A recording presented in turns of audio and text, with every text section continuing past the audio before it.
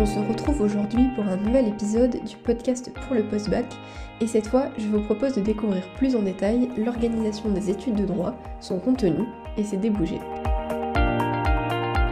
Les licences de droit font partie des formations les plus demandées par les lycéens. Depuis 2021, on estime même que cette licence figure dans le top 1 des vœux Parcoursup avec près de 340 000 demandes recensées sur la plateforme. Catégorisée comme une licence sélective, elle reste difficile d'accès. Environ 51% de taux d'admission si on fait une moyenne nationale. Les études en elles-mêmes ne sont pas simples. Le taux de réussite en première année n'est que de 17% et beaucoup de demandes de réorientation sont enregistrées au cours des 2 premiers semestres de première année. Alors, face à cette réalité, il est important de bien se renseigner avant de se lancer tête baissée dans un cursus juridique. D'abord, qu'appelle-t-on des études de droit ? En France, les études de droit sont traditionnellement organisées en 2 blocs principaux. La licence, qui regroupe 3 années d'études après le bac, et le master spécialisé en 2 ans. Il faut donc être prêt à s'engager dans des études longues si on veut faire du droit, soit minimum 5 ans, sans compter les éventuelles années de formation complémentaire, on y reviendra ensuite. Il existe des débouchés après la licence, mais si l'objectif est de se professionnaliser rapidement, l'université n'est pas le cursus idéal. D'autres formations, par exemple des BUT juridiques, proposent des formations plus professionnalisantes qui mènent à d'autres corps de métier. Ensuite, qu'est-ce qu'on étudie en licence de droit ? Le programme varie légèrement entre les différentes universités, mais la structure reste globalement la même. En première année, la maquette pédagogique est axée sur la découverte des bases de la discipline, avec l'étude du droit civil, du droit constitutionnel ou encore de l'histoire du droit. La méthodologie étant très spécifique, la première année est également consacrée à l'apprentissage des différents exercices, par exemple de la fiche d'arrêt, de la dissertation, du cas pratique. En deuxième année, le cursus devient plus technique et on attend de l'étudiant qu'il ait acquis une certaine maîtrise des fondamentaux, puisque les exercices, comme les connaissances, deviennent plus précis et spécialisés. Droit pénal, de la famille ou encore droit administratif sont des matières que les étudiants suivent pendant leur cursus. Enfin, en L3, on demande aux étudiants de choisir une spécialisation parmi les 2 au choix. Traditionnellement, ils obtiendront donc une licence mention droit public ou mention droit privé, en fonction de leur centre d'intérêt, de leur facilité et aussi de leur projet professionnel. Lorsqu'on candidate en licence de droit, il faut aussi se poser la question des éventuels débouchés. À savoir qu'au cours de l'année de 3e année de licence, les étudiants candidatent sur une plateforme appelée monmaster.gouv, qui est une sorte de porte d'entrée au diplôme de master. L'entrée en M1 est très sélective et peut même atteindre des taux d'admission assez faibles pour certaines universités et programmes spécifiques. Il est donc nécessaire de garder cette donnée en tête et, le cas échéant, de prévoir un plan B. Année de césure, semestre à l'étranger ou encore formation complémentaire en vue de recandidater l'année d'après. Le diplôme de licence ouvre également la possibilité de se présenter à plusieurs concours, mais la grande majorité des admis sont titulaires au minimum d'un Master 1.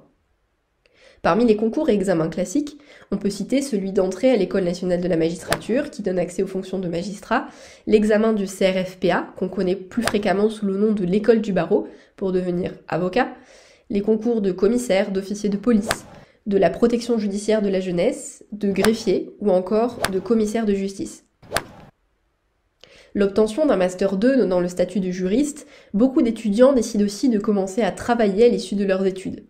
Un juriste peut exercer en entreprise, dans le milieu associatif ou des ONG, ou dans les institutions publiques, pour ne citer que quelques exemples.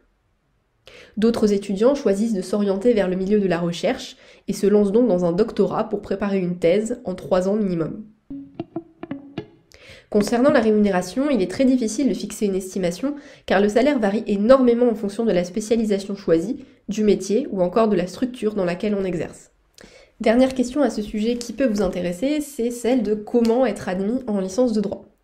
En général, on recommence aux lycéens intéressés d'avoir suivi les enseignements de spécialité AGGSP, SES, langue vivante ou encore HLP.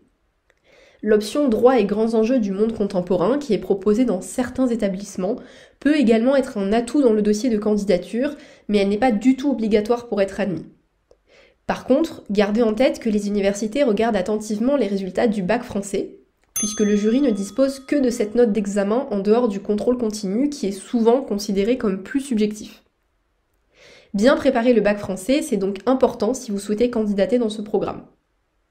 De plus en plus, les jurys observent aussi les résultats en mathématiques, qu'il s'agisse de la spécialité maths en première terminale, de l'option maths complémentaire ou encore de l'option maths experte. Le fait de les avoir suivis peut être valorisé dans votre dossier. Le jury a également accès à vos bulletins de première et de terminale, à la fiche à venir remplie par le chef établissement et à l'ensemble de vos appréciations. La participation, l'investissement dans l'ensemble des disciplines suivies au lycée ou encore l'attitude en classe sont autant d'éléments qui peuvent valoriser un candidat.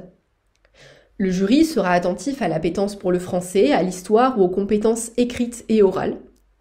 Gardez en tête qu'il vous faudra beaucoup rédiger au cours des études de droit et aussi être prêt à lire, qu'il s'agisse d'ouvrages juridiques, de manuels, de textes de doctrine ou encore de bien d'autres supports. On veut donc s'assurer que le lycéen a bien compris ces enjeux. Autre conseil, n'hésitez pas à valoriser vos expériences dans votre dossier Parcoursup. Il n'y a pas que l'académique qui compte dans ce genre de formation, et c'est un conseil qui est valable pour l'ensemble de vos vœux. Si vous pratiquez une activité sportive, un instrument de musique, que vous avez un engagement associatif, une passion, ou encore que vous êtes investi dans la vie de votre lycée, mentionnez ces éléments. Il montre aussi au jury que le candidat, au-delà de ses bons résultats, ne fait pas que bachoter et étudier. Ces éléments forgent l'aspect individualisé de votre dossier et peuvent même vous permettre de vous démarquer.